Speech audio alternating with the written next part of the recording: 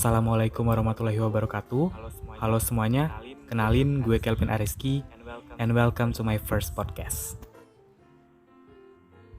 So, di podcast kali ini, I'm going to talk about law alias hukum. Ya, jadi guys, hukum di Indonesia ini ada banyak banget ya. Mau itu hukum pidana, hukum perdata, hukum tata negara, hukum internasional, dan lain sebagainya. Tapi di podcast kali ini gue gak bakal jelasin semua itu. Gue cuma bakal jelasin hukum pidananya aja. Lebih tepatnya sih, kita bakal ngomongin sumber hukum pidana.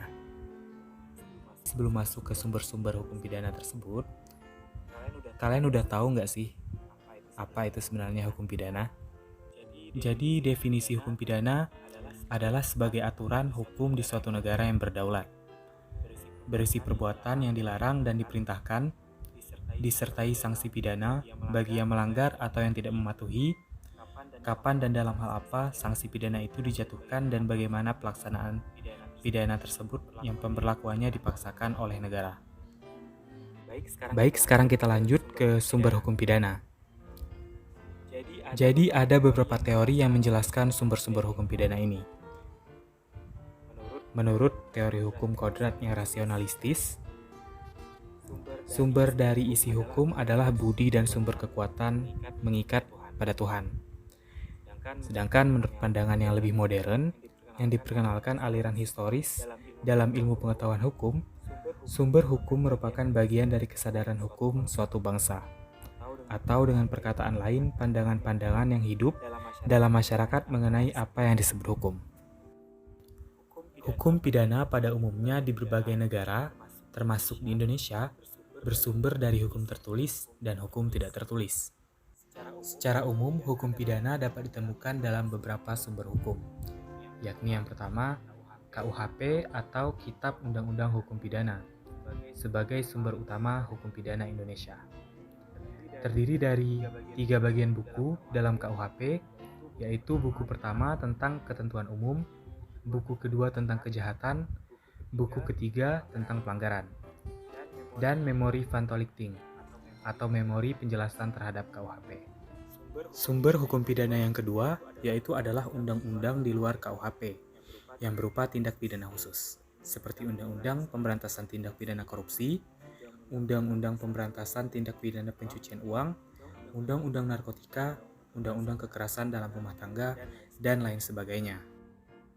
Selanjutnya sumber hukum pidana yang ketiga, yaitu beberapa jurisprudensi yang memberikan makna atau kaidah hukum tentang istilah dalam hukum pidana. Misalnya perbuatan apa saja yang dimaksud dengan penganiayaan, sebagaimana dirumuskan pasal 351 KUHP yang dalam perumusan pasalnya hanya menyebutkan kualifikasinya saja, tanpa menguraikan unsur tindak pidananya. Dalam salah satu jurisprudensi dijelaskan bahwa terjadi penganiayaan dalam hal terdapat perbuatan kesengajaan yang menimbulkan perasaan tidak enak, rasa sakit, dan luka pada orang lain. Selain itu, pada pasal 351 ayat 4 KUHP menyebutkan bahwa penganiayaan disamakan dengan sengaja merusak kesehatan orang lain. Dan sumber hukum pidana yang terakhir ialah perbuatan-perbuatan di daerah tertentu yang dilarang dan tercela menurut pandangan masyarakat dan tidak diatur dalam KUHP, seperti hukum adat yang masih tetap berlaku sebagai hukum yang hidup atau the living law. Keberadaan hukum adat ini masih diakui berdasarkan Undang-Undang Darurat Nomor 1 Tahun 1951 Pasal 5 Ayat 3 Sub B. Seperti misalnya delik adat Bali Lokika Sanggraha, sebagaimana dirumuskan dalam Kitab Adi Agama Pasal 359, adalah hubungan cinta antara seorang pria dengan seorang wanita yang sama-sama belum terikat perkawinan, dilanjutkan dengan hubungan seksual atas dasar suka sama suka karena adanya janji dari si pria untuk mengawini si wanita. Namun setelah si wanita hamil, si pria memungkiri janji untuk mengawini si wanita dan memutuskan hubungan cintanya tanpa alasan yang sah. Delik ini hingga kini masih sering diajukan ke pengadilan. Delik adat Malaweng Luse dari Bugis atau Salimara dari Makassar adalah hubungan kelamin antara seorang lelaki dengan seorang perempuan di mana yang satu terhadap yang lainnya terlarang untuk mengadakan perkawinan, baik larangan menurut hukum Islam ataupun hukum adat yang berhubungan karena hubungan yang terlalu dekat.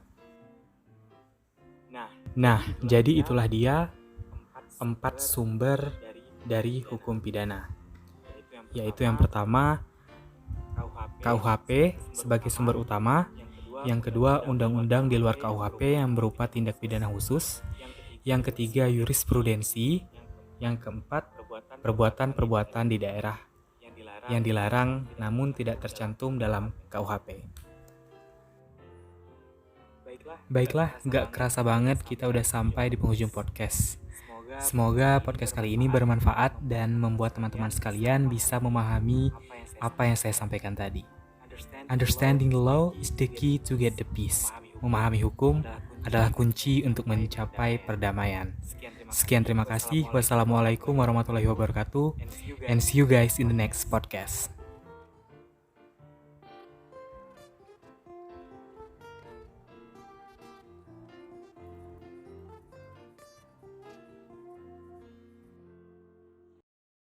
Wait, almost forget it. Don't forget to check my second Instagram. Okay? See you.